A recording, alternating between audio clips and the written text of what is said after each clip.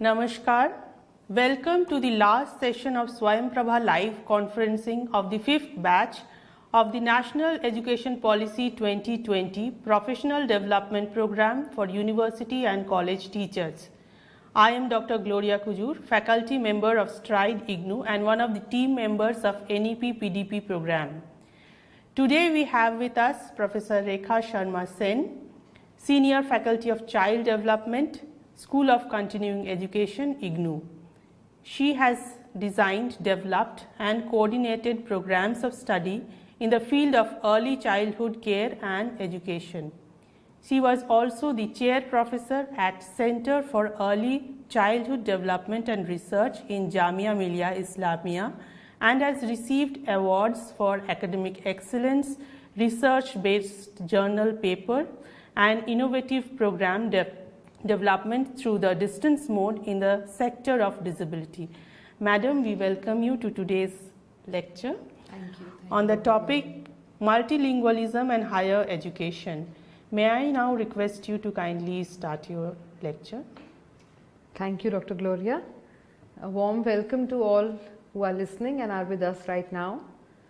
The topic is multilingualism in higher education, and I thought that since the slides which I have made are in English, maybe I will speak in Hindi so that we can reach to the maximum number of viewers. So इसी तरीके से चालू करेंगे. Power point presentation जो आप अभी अपने screen पे देखेंगे वो अंग्रेज़ी में है, मैं बोलूँगी हिंदी में. अगर इससे ज़्यादा असुविधा है तो फेसबुक पे आप मैसेज डाल दीजिए. I will try to include then both English and Hindi in my speech also. But for the time being, I thought that let the written PPT be in English and let the spoken aspect from me be in Hindi. So with this, let us first understand what we mean by multilingualism, as we will be seeing on our PPT, which will be put out shortly. So हम में से अधिकांश लोग एक से ज़्यादा भाषा तो बोलते ही हैं और शायद हम में से कई लोग 3 या 4 भाषाएं भी बोलते हैं. शायद हमें सभी भाषाएं उतनी अच्छी तरीके से नहीं आती हैं जितनी हमें हमारी मदर टंग या हमारी फर्स्ट लैंग्वेज आती है, परंतु फिर भी अगर देखा जाए तो भारत में हम सभी लोग ज़्यादातर मल्टीलिंगुअल ही हैं. और अगर हम देखें तो हाँ, दिस वन या तो अगर हम अपने सेंसस, भारतीय सेंसस को देखें 2011 के, तो हमारे देश में 121 मेजर लैंग्वेजेस हैं. मेजर यहाँ से मतलब है कि इसमें जो इसके जो बोलने वाले व्यक्ति हैं उसके आधार पर इसको मेजर कहा गया है. सो ये सभी 121 लैंग्वेजेस 10,000 से ज़्यादा लोगों द्वारा बोली जा रही हैं, परंतु हमारे देश में एक्चुअली बहुत इससे कहीं ज़्यादा लैंग्वेजेस हैं और लगभग 20,000, जैसे कि हम देख रहे हैं 19,500 लैंग्वेजेस या डायलेक्ट्स बोले जाते हैं भारत में as mother tongue of different people. और ये भी सेंसस का ऐसा कहना है 2011 का. कई और जो इंडिपेंडेंट असेसमेंट्स हैं उसमें हमें ये फिगर वेरी भी करता है, कहीं पे ज़्यादा भी है और कहीं पे कम भी है, परंतु लगभग इसको लेके हम चल सकते हैं.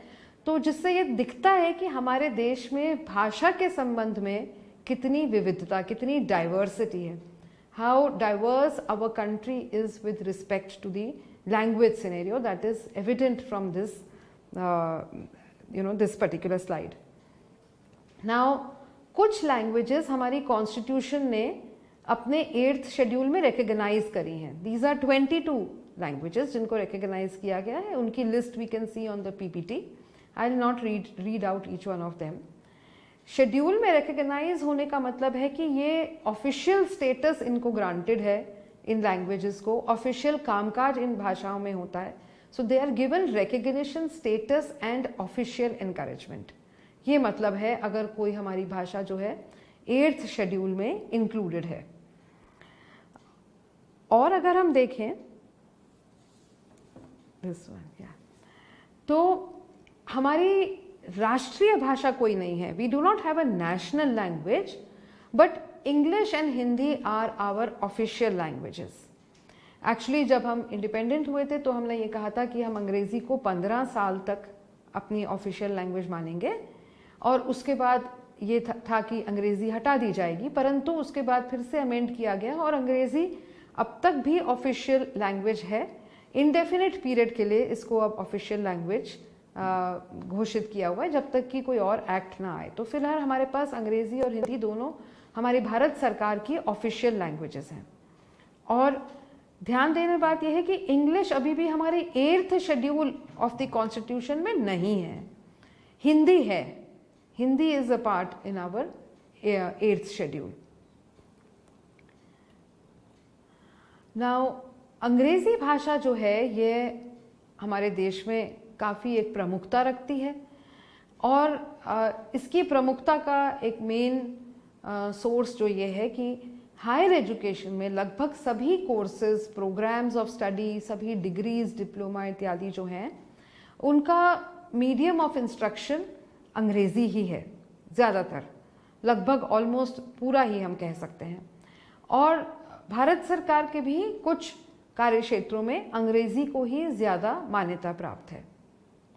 हिंदी जो है हमारे देश में इसके फर्स्ट लैंग्वेज स्पीकर सबसे अधिक हैं, यानी कि अगर हम कहें तो देश में जो सबसे ज़्यादा बोली जाने वाली भाषा है वो है हिंदी, उसके बाद बंगला का स्थान है और उसके बाद मराठी का स्थान है।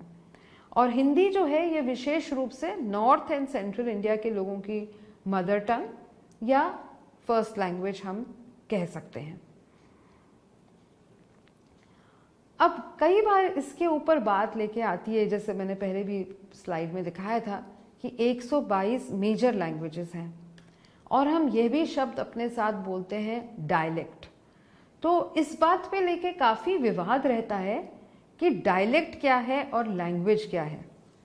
क्या हम ये कहें कि जो 8th शेड्यूल की 22 भाषाएं हैं वो लैंग्वेज हैं और बाकी सब जो नहीं आई क्या वो डायलेक्ट है?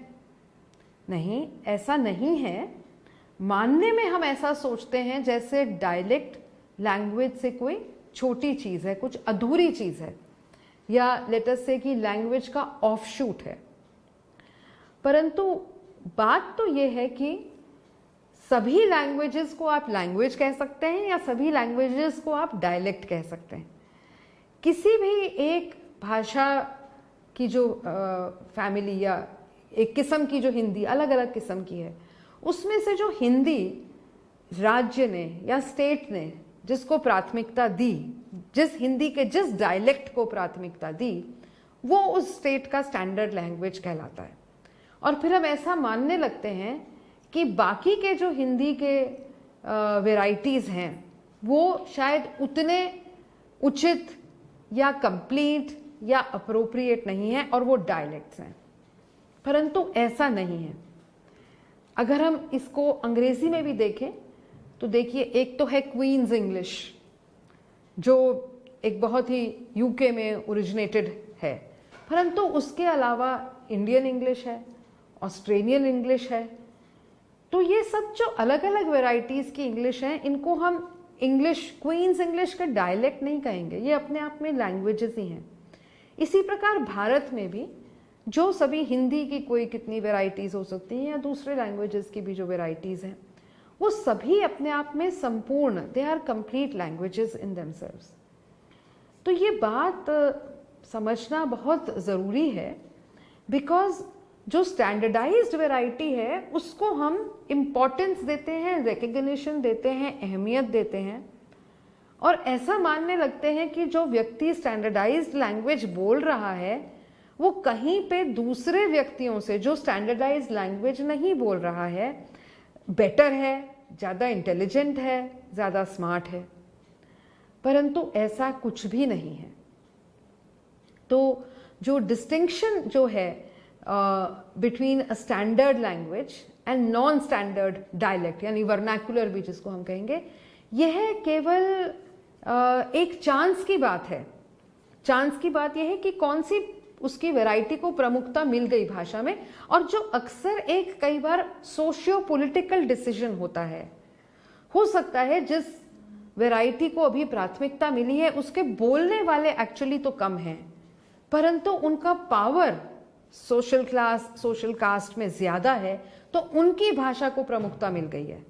और डायलेक्ट बोलने वाले लोग सोटू से ज़्यादा हैं, परंतु क्योंकि वो उतने पावरफुल नहीं हैं, मार्जिनलाइज्ड हैं, तो उनकी भाषा को उतना प्रचार नहीं मिला है या मान्यता नहीं मिली है। तो किसी भी भाषा का स्टैंडर्ड भाषा कहलाना या स्टेट लैंग्वेज कहलाना ये नहीं बताता कि यह भाषा किसी और भाषा से बेहतर है। इस बात को हमारे लिए एज टीचर्स समझना बहुत आवश्यक है, क्योंकि अगर हम इस मानसिकता को अपने अंदर ग्रहण करेंगे तभी हम ये समझ पाएंगे कि हमारे सामने जो बैठे शिक्षार्थी हैं, जो भी स्टूडेंट्स हैं, वो भाषाई और लिंग्विस्टिक रूप से सभी समान हैं।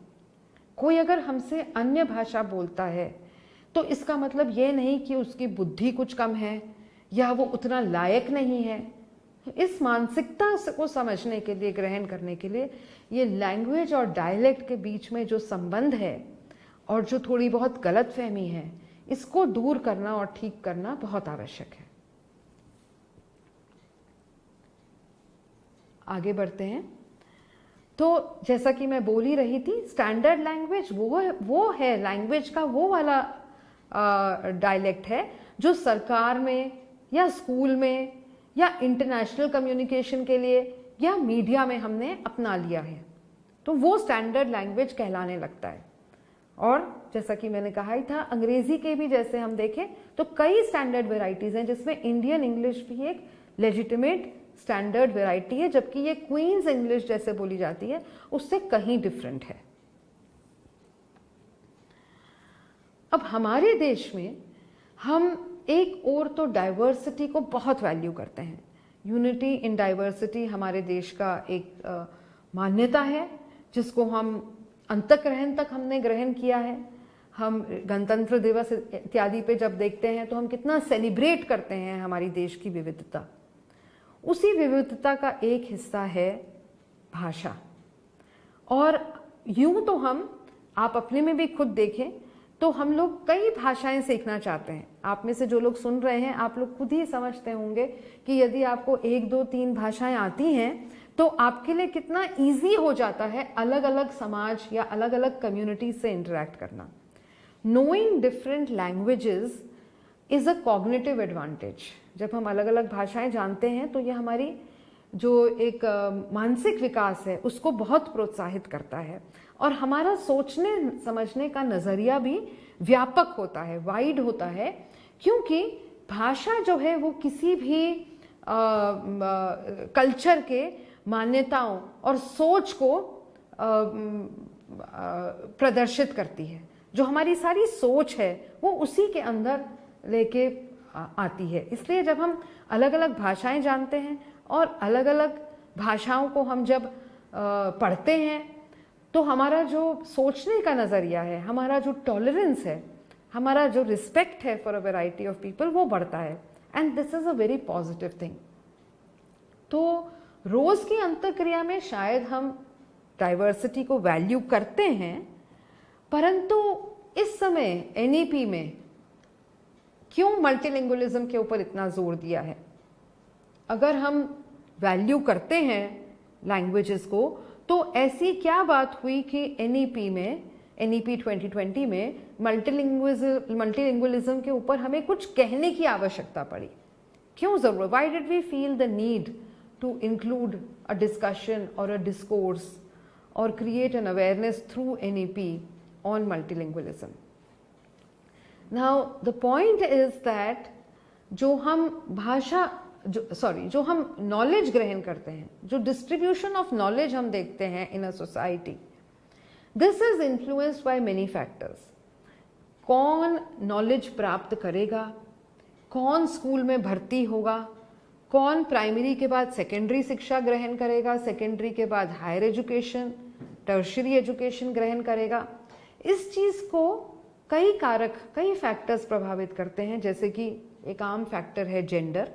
भले ही चाहे अभी हम जेंडर इक्वालिटी की बात करते हैं और काफ़ी बदला है समाज, परंतु फिर भी अभी भी कहीं ना कहीं पर जेंडर इनइक्वालिटी है एजुकेशन को हासिल करने के मामले में। इसी प्रकार से कास्ट भी एक फैक्टर है।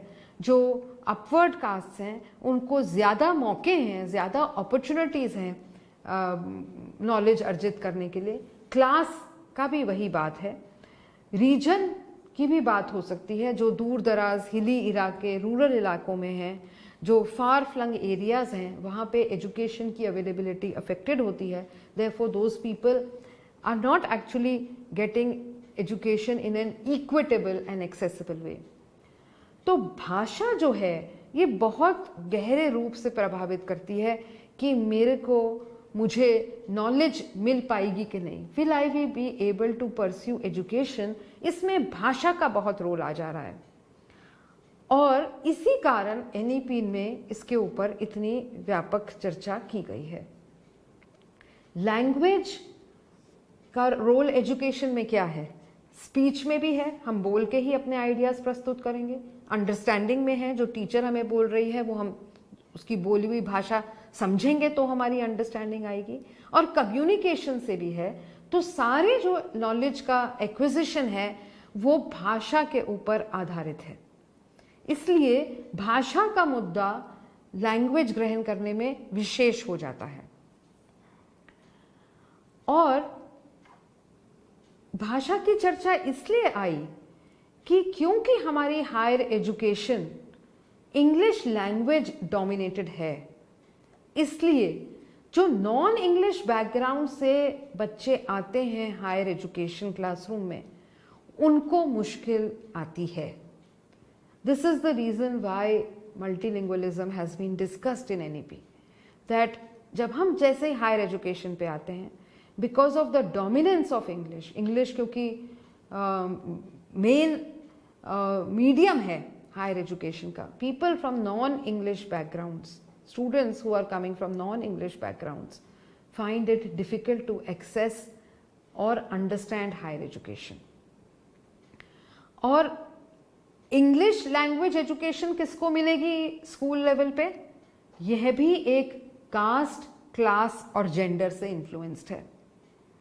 अभी भी आपको ऐसी कई स्टडीज मिल जाएंगी कि यदि माता पिता के पास रिसोर्सेज की कमी है तो वो उस कम रिसोर्स में अगर एक ही बच्चे को अंग्रेजी मीडियम स्कूल में डाल सकते हैं तो शायद लड़के को डालेंगे। यहाँ पे हम जेंडर की बात देखते हैं।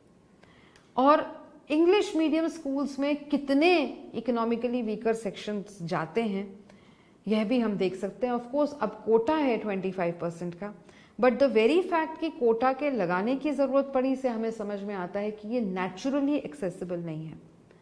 तो हायर एजुकेशन का इंग्लिश में उपलब्ध होना एक ऐसा इफेक्ट आपके स्कूल एजुकेशन पर भी डालता है, जहाँ पे स्कूल एजुकेशन का भी फिर एक प्रीमियम हो जाता है कि ये इंग्लिश में अवेलेबल हो या मैं इसे इंग्लिश में ग्रहण करूं तो बेहतर होगा, जो कि वंस अगेन पेरेंट्स के ऊपर फाइनेंशियल, इमोशनल, सोशल हर प्रकार का प्रेशर डालता है। क्यों डालता है ये प्रेशर भाषा सीखने का? क्योंकि भाषा बच्चा अर्जित स्पॉन्टेनियसली कर लेता है जीवन के प्रारंभिक 6-7 वर्षों में। उस समय जो वो भाषा अर्जित करता है नेचुरली, उसको कहा जाता है मदर टंग। और जो भाषा वो सिखाए जाने के रूप में स्कूल में अर्जित करता है वो उसकी फर्स्ट लैंग्वेज या सेकंड लैंग्वेज या फॉरेन लैंग्वेज कहलाएगी। तो यदि किसी कम्युनिटी में इंग्लिश की एक्सेसिबिलिटी नहीं है, उनके पास इंग्लिश सुनने बोलने के मौके ही नहीं है, तो आप सोच सकते हैं कि कितना इमोशनल और सोशल प्रेशर पड़ जाता है राइट फ्रॉम स्कूल एज। और अगर स्कूल एज में उसने किसी तरीके से अपने मदर टंग या रीजनल लैंग्वेज में पढ़ाई की है तो कितना प्रेशर पड़ जाता है हायर एजुकेशन में हमें ओनली इंग्लिश मीडियम एजुकेशन ग्रहण करने में।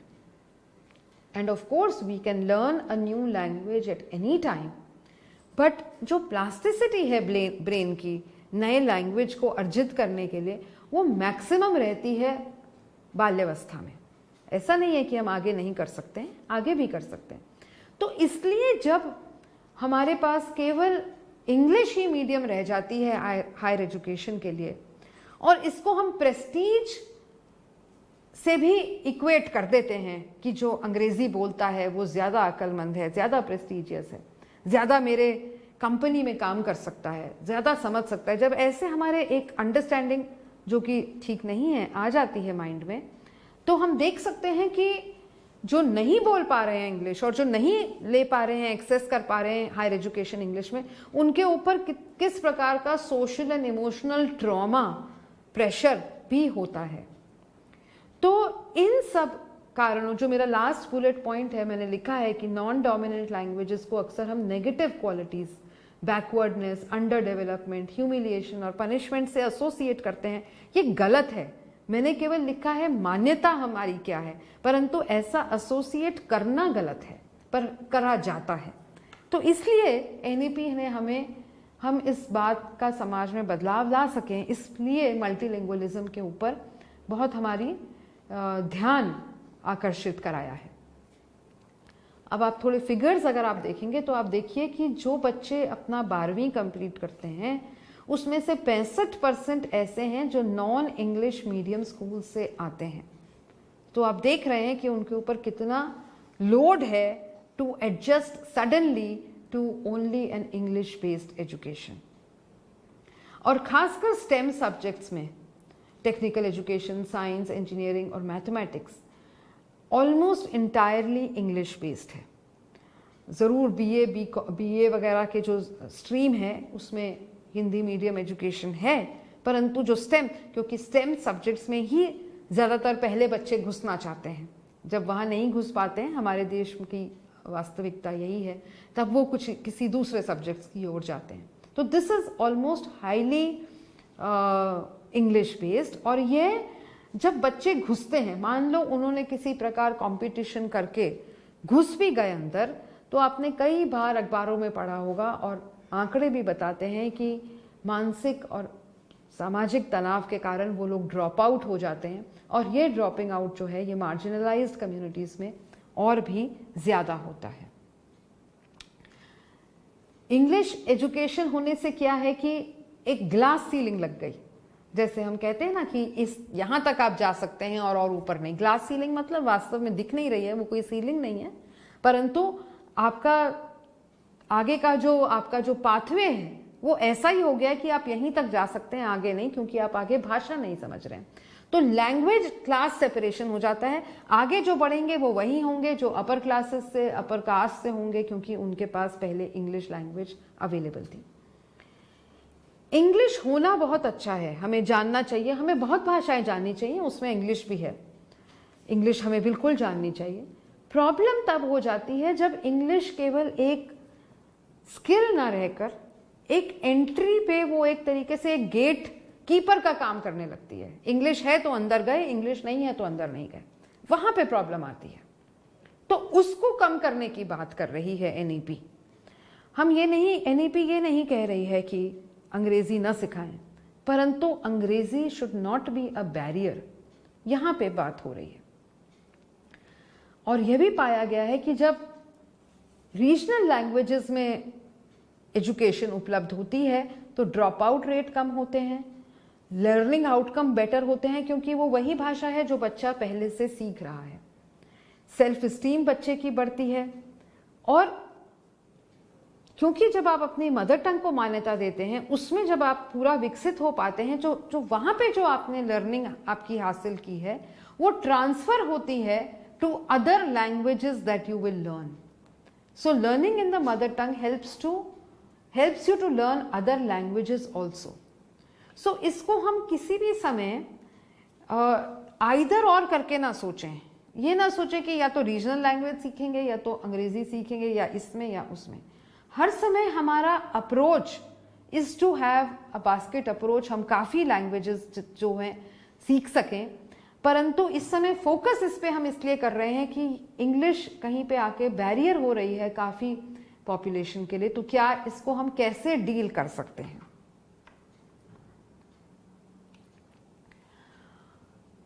ये तो मैंने आपको एक पर्सपेक्टिव बताया। अब मैं चलती हूं दूसरे पर्सपेक्टिव पे। जो लोग, ये भी पर्सपेक्टिव है कि अगर हायर एजुकेशन अगर रीजनल लैंग्वेज में होगी तो यह भी प्रॉब्लमेटिक है। ऐसे भी लोग हैं जो ऐसा भी सोचते हैं। तो उनका नज़रिया ऐसा क्यों है, थोड़ा इस पे देखें।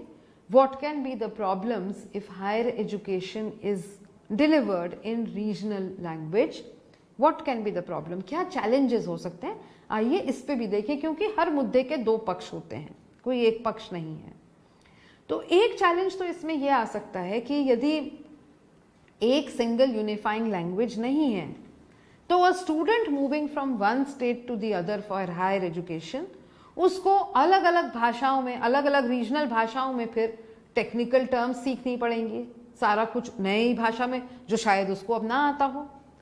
तो ये जो इस तरफ जो सोच रखने वाले लोग हैं वो ये कहते हैं कि अंग्रेजी एक यूनिफाइंग लैंग्वेज का काम करती है और मोबिलिटी प्रदान करती है। आप कहीं भी चले जाइए, और खासकर अगर अभी हम एक बहुत ही एकेडमिक बैंक ऑफ क्रेडिट्स की बात कर रहे हैं जिसमें लर्नर कहीं से भी कोई भी क्रेडिट एक्यूमुलेट कर सकता है, तो शायद एक यूनिफाइंग लैंग्वेज इसमें ज़्यादा मदद करेगी बनिस्बत कि हमारे पास अलग अलग तरीके से अलग अलग भाषाओं में हम उसको करें। यूनिफाइंग लैंग्वेज का भी होना बहुत ज़रूरी है। दूसरी बात यह भी है कि ऐसा माना जाता है कि अब हम चाहें ना चाहें, इंग्लिश एक वर्ल्ड लैंग्वेज है। पूरे विश्व का जो बहुत कुछ लेन देन, communication, trade etcetera, dialogue, discussion is taking place in English. तो जो एक हम वर्ड एसोसिएट करते हैं सोशियोलॉजी में, कल्चरल कैपिटल, यानी इंग्लिश समझना, बोल पाना, मुझे अपनी ज़िंदगी में एक एडिशनल एडवांटेज देता है। और अगर हम हायर एजुकेशन में भी रीजनल लैंग्वेज को प्रमोट करते रहेंगे तो फिर हम उन लर्नर्स को तो अंग्रेज़ी सीखने का मौका ही नहीं दे रहे हैं और हम उनको एक कल्चरल कैपिटल से वंचित रख रहे हैं, एक ऐसी चीज़ से वंचित रख रहे हैं। हो सकता है उनके अभी के 4 साल डिग्री के बड़े आराम से निकल जाएं क्योंकि वो रीजनल लैंग्वेज ले रहे हैं, परंतु आगे जब जॉब मार्केट में उनको अंग्रेज़ी की ज़रूरत पड़ेगी और वो नहीं जानते हैं तो तब क्या होगा। तो क्या हम ये सही कर रहे हैं कि हम उनको अभी इंग्लिश में नहीं बता रहे हैं, इंग्लिश में हम उनको टीच नहीं कर रहे हैं? क्या हम सही कर रहे हैं? ऐसा भी एक नज़रिया है। और साथ में ये लोग यह भी आर्ग्यूमेंट देते हैं कि फिलहाल जो इंडिया का एक नाम है टेक्नोलॉजी के क्षेत्र में, सॉफ्टवेयर या आईटी इंडस्ट्री में, जो हमने पिछले 2 दशकों में एक इंटरनेशनल नेम इंडिया का हुआ है, यह हमारा जो वर्कफोर्स है या जो हमारे सब जो लोग अभी इस पिछले 2 दशकों में पास आउट हुए हैं, उनकी अंग्रेजी की कमांड की वजह से संभव हो पाया है। तो वो ये प्रत्यक्ष प्रमाण देखते हैं कि देखिए, it is because of English based higher education that आज भारत भी एक सॉफ्टवेयर की क्षेत्र में एक जायंट माना जा रहा है, या एटलीस्ट एक अग्रसर आगे बढ़ने वाला देश माने जा रहा है। हम ग्लोबली compete न कर पाते अगर पिछले 2 दशकों में हमारा इंग्लिश के ऊपर इतना कंट्रोल और काबू ना होता। तो यह भी एक बात है जो सोचने की है। Native language certainly more inclusive है, ये लोग बोलते हैं। आप ज़्यादा बच्चों को शिक्षा दे सकेंगे, परंतु क्या करें हम, क्या अपने सारे जो हमारा टेक्नोलॉजी है उसको हम किस प्रकार से नेटिव लैंग्वेज में ही क्या हम ट्रांसलेट कर सकते हैं, क्या मेक अवेलेबल कर सकते हैं? तो प्रश्न फिर वो लोग ये करते हैं, क्या समाधान इसका ये है कि रीजनल लैंग्वेज में डिग्री दें, या समाधान इसका ये है कि अंग्रेजी में ही डिग्री चालू रखें परंतु स्टूडेंट्स को सपोर्ट करें कि अंग्रेजी उनके लिए बैरियर ना हो सके? तो मैं आपके सामने ये सब खुले प्रश्न पेश कर रही हूँ क्योंकि हायर एजुकेशन में हम हैं, हमारे को खुद को भी अपनी क्रिटिकल थिंकिंग फैकल्टीज बढ़ानी है। कोई एक पक्ष का आंसर, इतना सिंपल ये मुद्दा नहीं है कि एक तरफ या आंसर हमारे पास आए। तो मैं भी आपके पास अलग अलग किस्म के प्रश्न आपके सामने पुट अप कर रही हूँ ताकि आप भी इस बात पे विचार करें और आगे इस चीज़ को और गहराई से एक्सप्लोर करने में, अपने रिसोर्सेज में या अपने आसपास से लोगों से बात करने में आप इन सब मुद्दों से जूझें खुद भी, और खुद भी इसके ऊपर अपनी समझ बनाएं। परंतु फिर भी अब एक नज़र हम डालते हैं, एनईपी में हमने मल्टीलिंगुअलिज्म कहा है, तो क्या इनिशिएटिव्स किए जा रहे हैं to make higher education accessible in the regional languages. तो उस पे एक जो प्रोजेक्ट है, अब कई सरकारी और गैर सरकारी यानी प्राइवेट इंस्टीट्यूशंस भी लोकल लैंग्वेज या रीजनल लैंग्वेज में अपनी हायर एजुकेशन डिग्रीज देने के प्रति काफ़ी सजग हो गई हैं, काफ़ी पॉजिटिव हो गई हैं और ऐसा वो करना चाह रही हैं। तो एक बहुत अच्छा इनिशिएटिव है जो प्रोजेक्ट उड़ान, इसको आप लोग भी बाद में इंटरनेट के ऊपर और देख सकते हैं। यह है open source machine translation software है और using this tool students and publishers जो इंजीनियरिंग टेक्स्ट बुक्स हैं और कंटेम्प्रेरी रिसर्च जो है उसको इंडियन लैंग्वेजेस में अवेलेबल कराया जा सकता है। तो यह एक हायर एजुकेशन के लिए एक बहुत अच्छा इनिशिएटिव है जो अभी ही हाल ही में शुरू हुआ है और ऐसा एम किया जाता है कि लगभग 500 किताबें नेटिव लैंग्वेजेस में इंजीनियरिंग करिकुलम में उपलब्ध करा दी जाएंगी। तो क्योंकि हम देखते हैं कि सीखने में हायर एजुकेशन में दोनों बात है, एक तो है क्लासरूम टीचिंग और दूसरा है रीडिंग फ्रॉम टेक्स्ट बुक्स। कहीं पे एक समय अगर क्लासरूम टीचिंग में टीचर मल्टीलिंगुअल हो भी सकती है, because as I said most of us know more than one language. Many of us know English and Hindi or English and any other stage language, and we may know Hindi as the third language. Sometimes we know English and Hindi as our first two languages and a state language as a third language. तो कई बार teacher सामने बैठे अपने speech में तो multilingualism को address कर लेती है, परंतु टेक्स्ट बुक्स की कमी होने के कारण स्टूडेंट जो है केवल क्लासरूम लेक्चर पे हायर एजुकेशन में तो संभव नहीं है। Student has to do reading and reference. तो रीडिंग और रेफरेंस के लिए स्टूडेंट के पास टेक्स्ट बुक का होना बहुत ज़रूरी है। तो ये जो इनिशिएटिव है उड़ान का, इससे जब हमें टेक्स्ट बुक्स अवेलेबल होंगी तो स्टूडेंट को हम वाकई में एक सपोर्ट दे सकते हैं to study higher education in their own regional language. Union budget 2021 में फंड्स एलोकेट किए गए हैं for creation of national language translation mission, जिसका सोल एम ये है कि लोकल लैंग्वेज ट्रांसलेशन को एक्सपिटाइट किया जाए।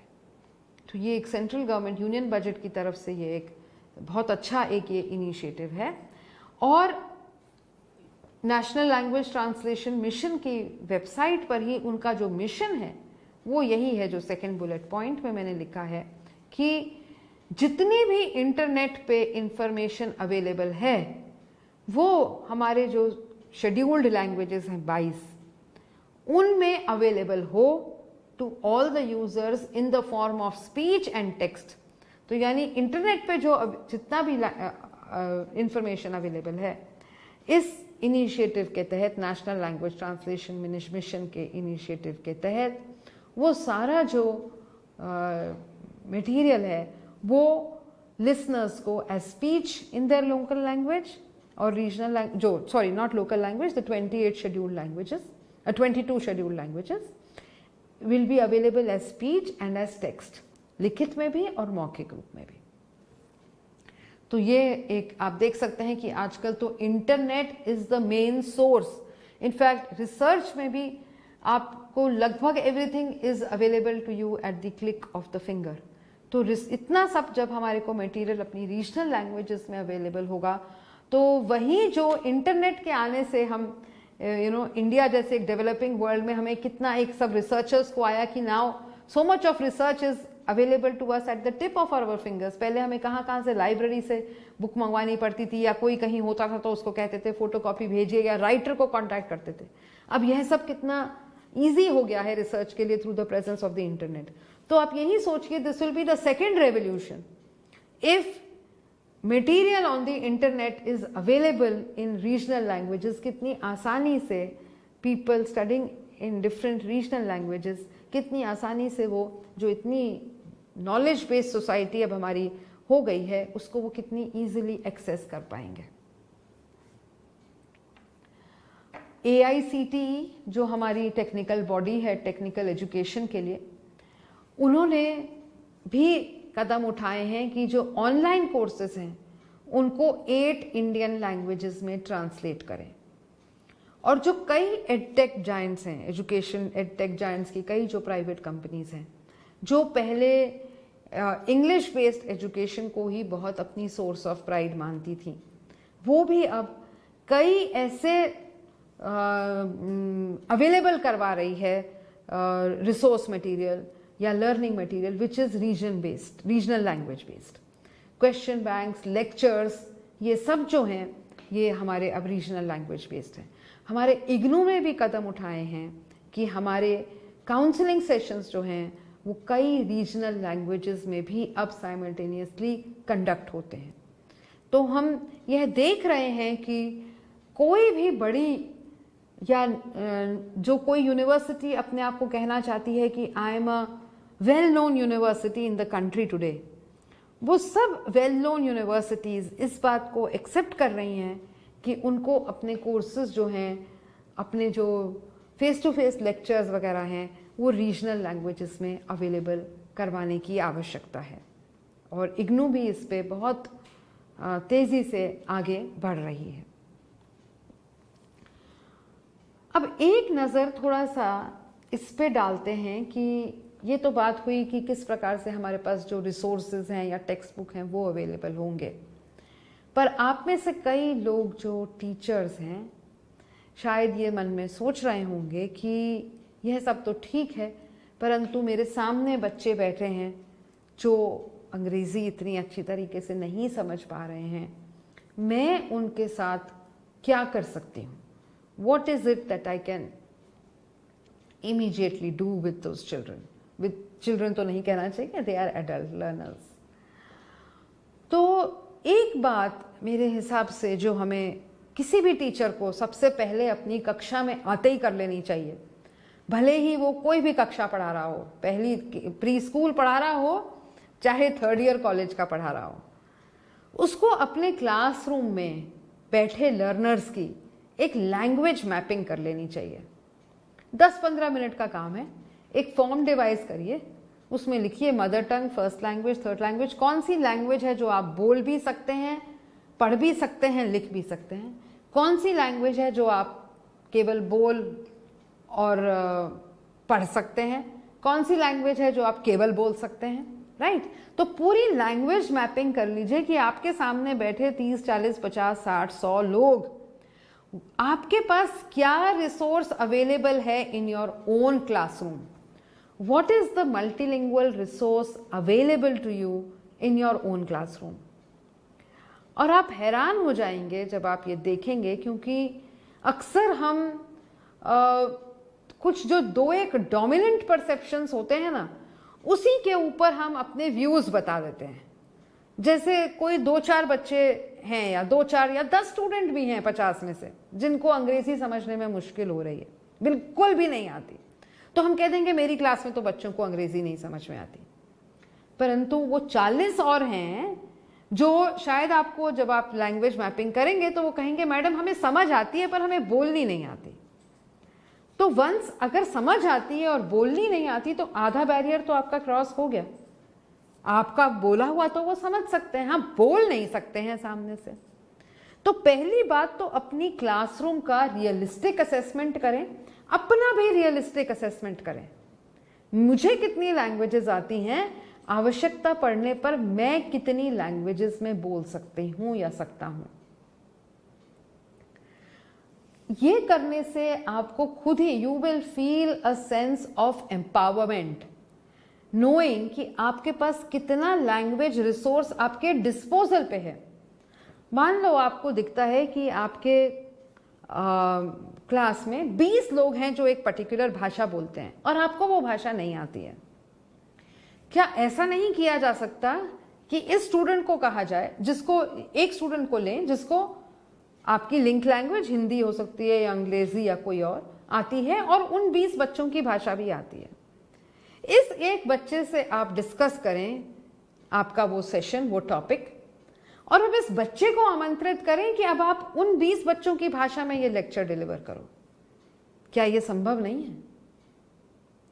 तो पहले हमें इस बात को अपने अंदर ग्रहण करना है, जो मेरा पहला पॉइंट यहां है, sensitivity towards students linguistic repertoire. Student क्या भाषा लेके आया है अपने साथ, स्टूडेंट का बैकग्राउंड क्या है, इसके प्रति सेंसिटिविटी एंड पॉजिटिविटी। पॉजिटिविटी मतलब जो मैंने सेकंड बुलेट पॉइंट में बात रखी है कि मोनोलिंगुअल माइंडसेट को चैलेंज करें। एक ही भाषा में हम पढ़ सकते हैं, इसको चैलेंज करें। टीचर लेवल पे चैलेंज करना पड़ सकता है। हो सकता है आप ओके हैं बट एडमिनिस्ट्रेशन में आपके अथॉरिटी ओके नहीं है, वहां चैलेंज करना पड़ सकता है। हो सकता है टीचर और अथॉरिटी ओके हैं बट स्टूडेंट्स कहते हैं अरे ये तो मैडम हिंदी में पढ़ाती है, ये तो ठीक नहीं है। स्टूडेंट के माइंडसेट को चैलेंज करना पड़ सकता है। और हो सकता है स्टूडेंट, एडमिनिस्ट्रेटर और टीचर्स तीनों एक तरफ हैं और स्टूडेंट के पेरेंट्स हैं, they are unhappy. Why is the teacher teaching in Hindi language? Why is the teacher not or Marathi or Bengali? तो ये जो कल्चरल माइंडसेट्स हैं, मोनोलिंगुअल माइंडसेट्स हैं, इनको बदलने के लिए आपको एक अलग से अपना एजेंडा रखना पड़ेगा। सेंसिटिवली, फोर्सफुली नहीं हो सकता है। Through maybe organising of some workshops, some exhibitions, some talks, some games, some essay writing, some slogan writing, कुछ भी तरीके हो सकते हैं। परंतु पहले हम एक दूसरे की ये तो मान्यता ले लें कि कोई भी जो भाषा बोल रहा है, हर कोई एक समान है। इंटेलिजेंस में, इमोशनली, उसकी बुद्धि में कोई कमी नहीं है। और फिर जैसे कि मैंने आपसे कहा, जिसको अब एक शब्द का नाम दे देती हूं मैं, जो मैं आपसे सजेशन दे रही हूं, ट्रांस लैंग्वेजिंग। यानी इनपुट एक लैंग्वेज में है और आउटपुट दूसरी लैंग्वेज में है। तो अगर आपके 40 बच्चों में से बैठे 30 बच्चे अंग्रेजी समझते हैं पर बोलने में बहुत झिझकाते हैं, आप उनको लेक्चर तो फिर भी अंग्रेजी में दे सकते हैं, किताब तो वो फिर भी अंग्रेजी में पढ़ लेंगे।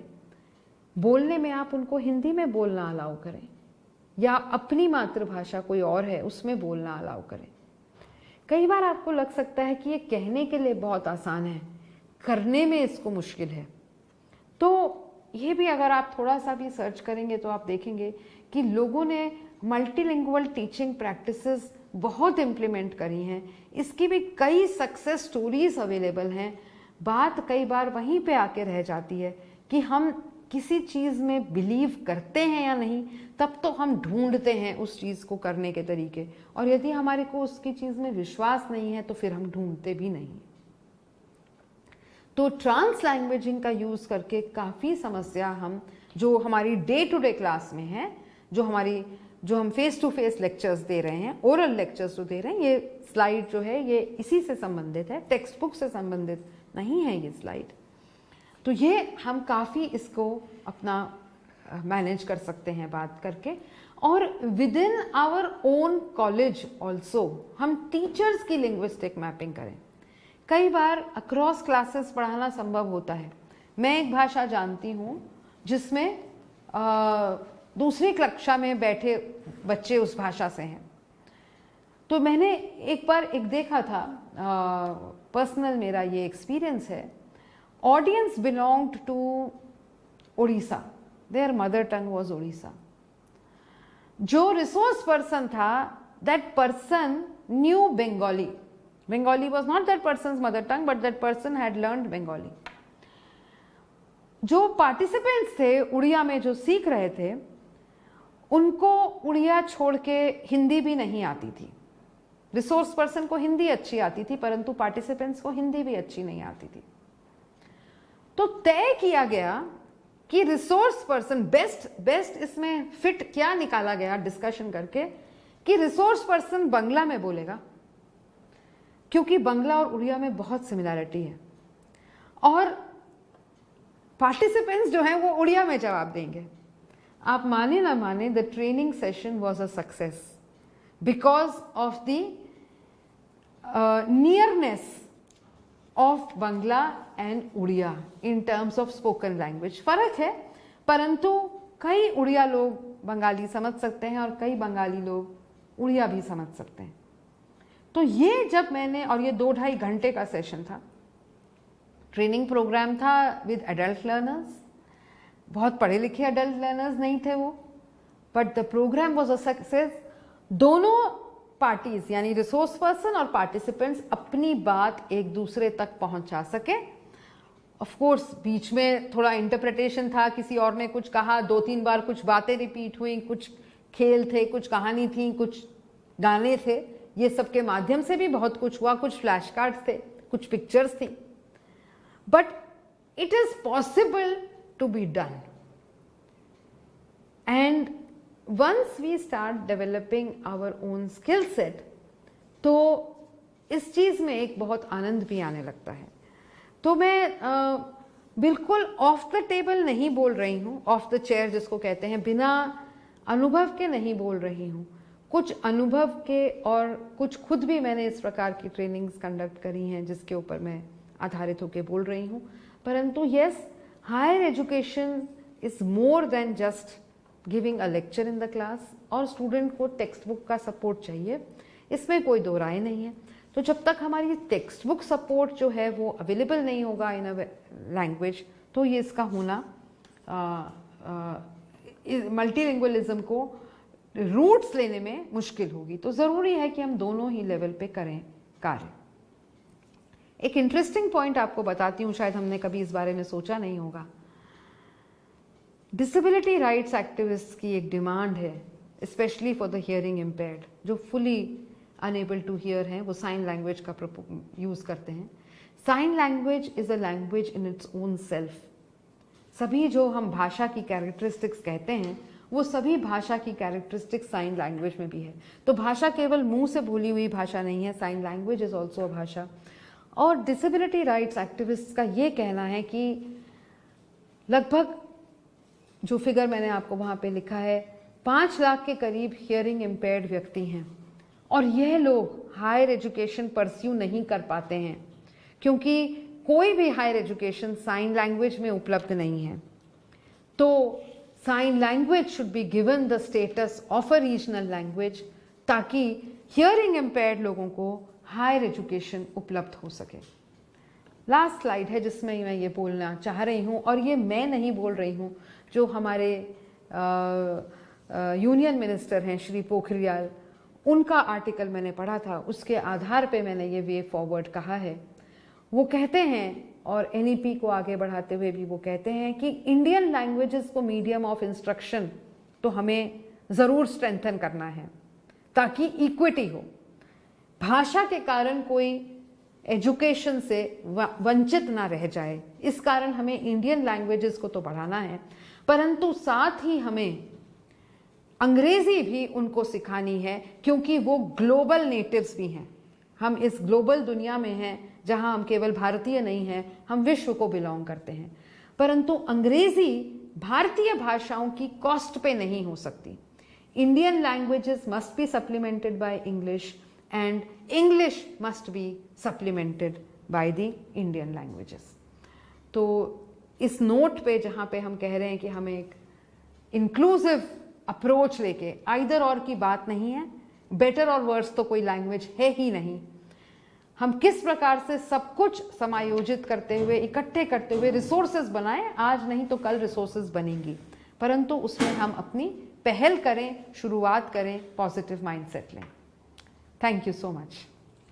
Thank you very much, madam, for a very simplified and informative presentation. We are receiving lots of appreciation in Facebook and Swayamprabha platform. Various messages are coming regarding your lecture. So we hope that our viewers have greatly benefited from your lecture. So we will join shortly for the question answer session.